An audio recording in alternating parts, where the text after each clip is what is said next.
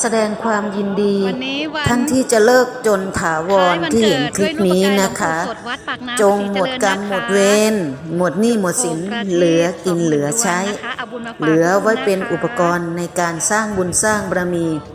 ท่านมีบุญท่านโชคดี ท่านเป็นผู้มีบุญจัดสรรให้มาเจอคลิปนี้นะคะ จงสว่างจงหลุดพ้นจากกรรมเวรเรื่องเงิน เรื่องทุกสิ่งทุกอย่างที่ท่านทุกข์มาทั้งชีวิต